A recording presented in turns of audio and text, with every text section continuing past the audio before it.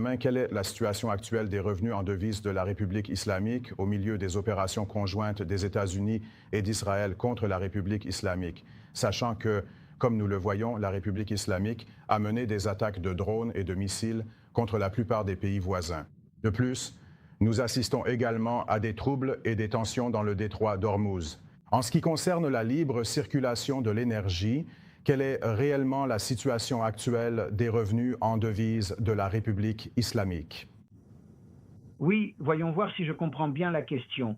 Vous demandez, dans ces conditions, comment la République islamique reçoit-elle des devises étrangères? Comment perçoit-elle des revenus en devises? Très bien. La raison de l'attaque de la République islamique contre les pays voisins était double.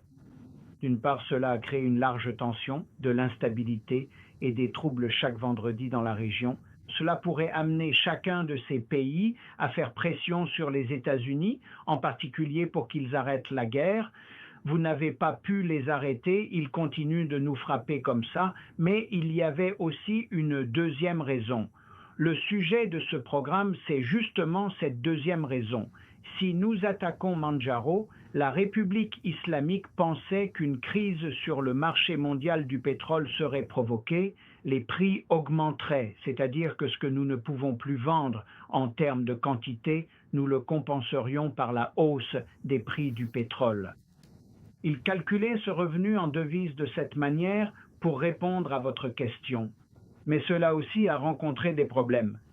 L'une des raisons est que, comme vous le savez, les pays consommateurs industriels disposent d'une très grande réserve pour une durée de 40 jours.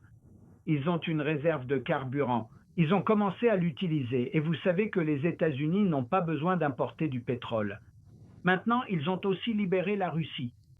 Ils essaient de résoudre en partie le marché pétrolier de cette façon et le prix, contrairement à ce que la République islamique attendait, n'a pas encore augmenté. Pas autant qu'ils le voulaient, mais en tout cas, la quantité de pétrole vendue par la République islamique est également inférieure à celle du passé.